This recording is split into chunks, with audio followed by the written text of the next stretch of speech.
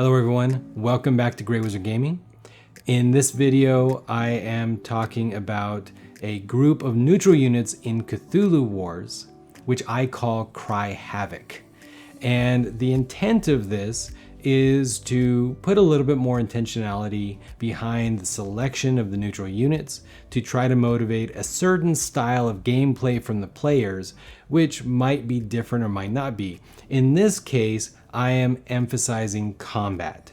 Now, I don't know about you, but I've noticed that certain players, certain groups have more or less combat than normal. Well, than normal. I don't know what's normal, but I feel like they have less combat sometimes. This puts additional effects specifically around combat in a way to kind of increase the stakes. And certain people are going to want to use these increased stakes to get more out of their combat anyways that they're going to do. Other people are going to use it to discourage combat by saying, hey, do you really want to try to take me out? Because you're not going to like the results. So let's go through them. First, we have the Dole. First, like right off the top, my favorite sculpt. And if you play Dungeons and Dragons, you are welcome to use this unit as a purple worm because it's pretty awesome. Honestly, guys, I love the Dole. I love Doles in other games. This is the best sculpt of a Dole ever. And this is possibly one of my favorite sculpts in Cthulhu Wars. I really love it. All right, what do? They are a terror. And you pay 2 doom and 2 power, just like most terrors. It costs 4 to resummon after the initial time. And it has 5 combat dice. Right off the bat, that is going to encourage you to want to have combat, right? Because that is just an impressive amount of combat dice. Planetary destruction. This is a post-battle effect. If the Dole is killed or eliminated in battle, earn 2 Elder Signs. In addition, your opponent earns 2 Doom or 2 Power, your choice. Now, 2 Elder Signs is anywhere up to 6 Doom points at the end of the game. Or I guess whenever you turn in. 6. You could win the game with 1 battle from losing Dole.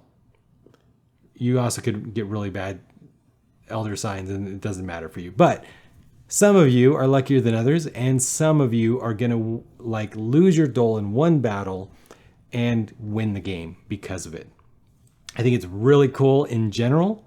It's a great unit, and I think that it's really gonna make the Dole owner want to do combat as much as possible. It is expensive, it's cost 4, but it's pretty cool.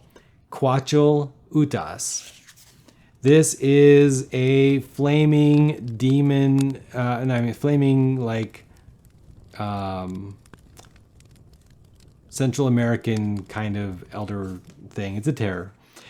Pay 2 doom and 2 power, cost 4, combat 1. Its post-battle ability is dust to dust.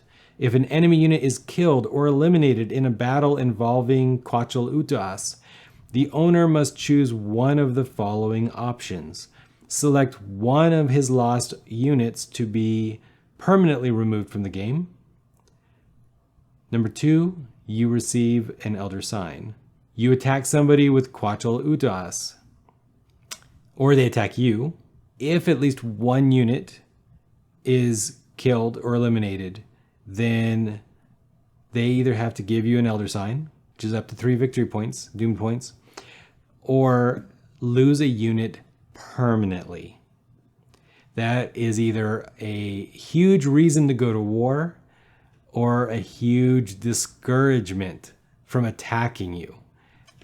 Again, this could go both ways. You could have less combat with this selection, but I suspect most of your games will have more. Star Vampire. All right, 3 units this time. It's a neutral monster. Pay 2 doom and place 1 Star Vampire at your controlled gate. Cost 2, combat 1.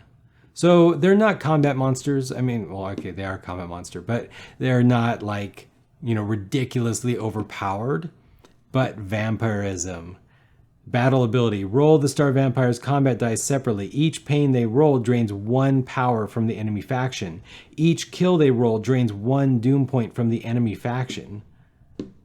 They're transferred to you immediately. For timing purposes, this can be very vital. That could be huge. It just could be really big. What I really like about the Star Vampires is that they don't have to die for something, good to happen to you.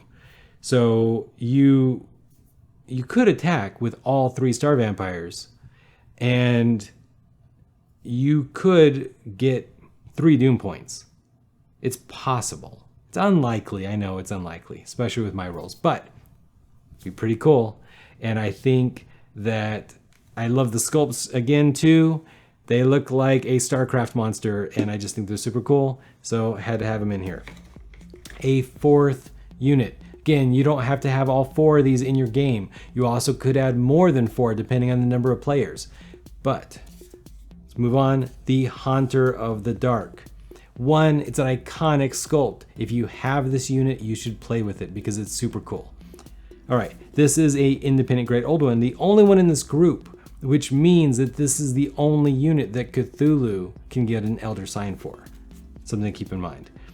So you pay 6 power, place the Haunter of the Dark in an area containing a gate. Crawling Chaos can pay 5 power instead, but then give everybody else an Elder Sign. That's honestly a nice boost for everybody else. I don't know, it seems iffy. All right, his combat dice is equal to the total number of spell books earned by your enemy, including those for any independent Great Old Ones.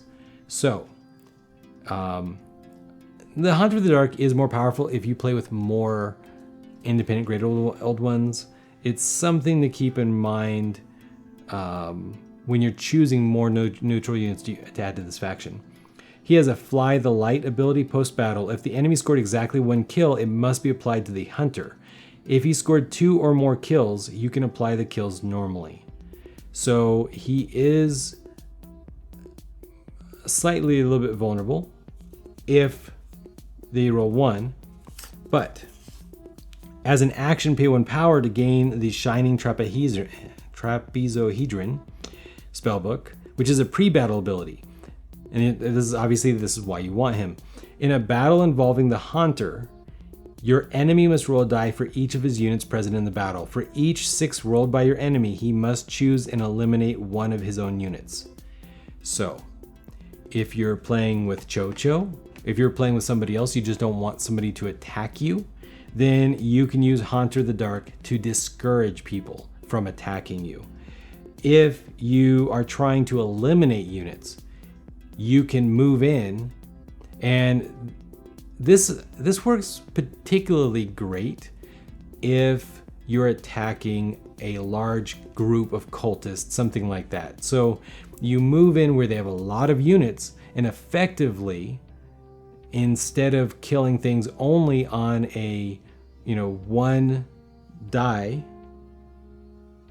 there's a chance they may die before the battle, before they even get to roll. And this is every unit. This is Great Old Ones. This is everything.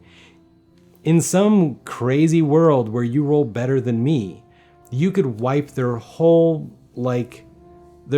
area free of units before they even get to do anything. So it could be really cool. I think that most of the combat factions are gonna like a lot of these units. A lot of the defensive factions, like Cho-Cho, they're gonna like some of these units. It can work both ways. But the important key here is that combat will be different. All right, so I'm not gonna call out any particular synergy between any of the factions. Honestly, these units are great units. If you have these units and you put them all in a game, combat is going to be cool.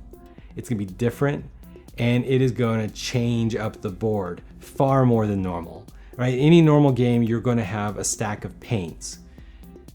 You have Black Goat on the table, you can have even more pains.